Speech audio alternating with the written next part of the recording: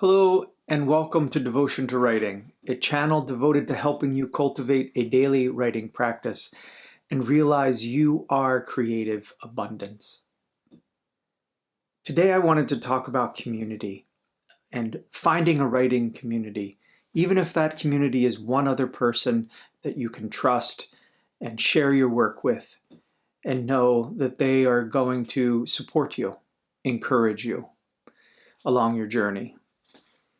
I just got back from the Southern Vermont Writers Conference. This was the first year of this conference. I went to teach there. I was very delighted to be invited to do a devotion to writing class there for the week in Manchester, Vermont.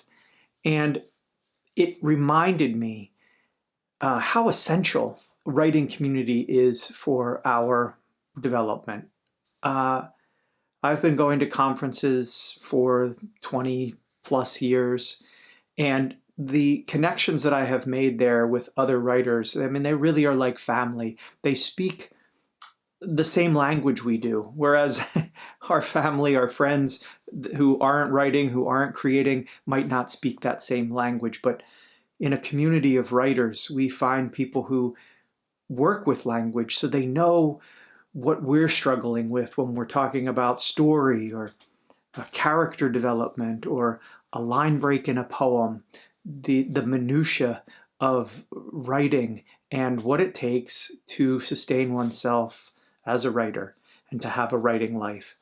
So I encourage you, find a community, again, even if it's just one other trusted person. Now, that one other person or that larger community that you build, a few things to think about. One, try to find someone who is writing, not who you admire, even that they are doing work. Because if you work with someone who, from my experience, who isn't writing or isn't creating, kind of trapped in their own or blocked by their own lack of creativity or creation, because I know they're creative, they just might not be creating. The concern is that they won't be able to encourage you because they themselves can't encourage themselves. They might even be jealous. I don't want to go too far down the dark side of not getting support, but I mean to tell you this just to tell you to find a trusted person or people, a community that is there to support, and a community of artists, writers who are working, because they know what it takes and they will know how to support you and give you the encouragement that you need. The encouragement is huge.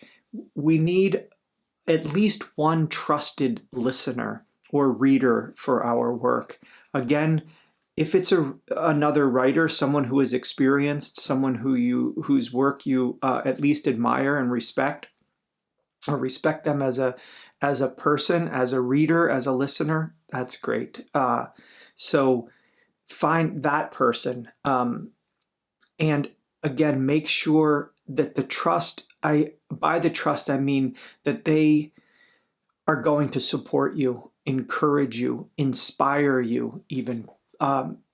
If you share something with them, they're going to just want you to go further with it. They're going to focus on your strengths first and not be so eager to give you the criticisms and to knock you down. So that's one big thing.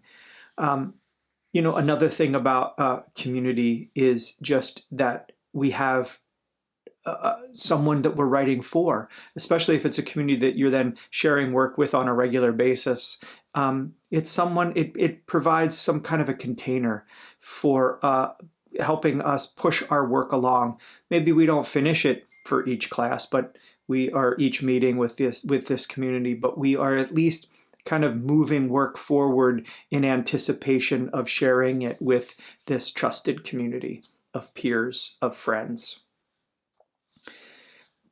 I know in my personal experience, I want to say about community is when I found my teacher, I call her my writing teacher, not because she actually taught me to write, but she saw me as a writer. She was the first person to see me as a writer. And because she saw me as a writer, she taught me to see myself as a writer. And that was a huge that made all the difference for me. No one had ever done that.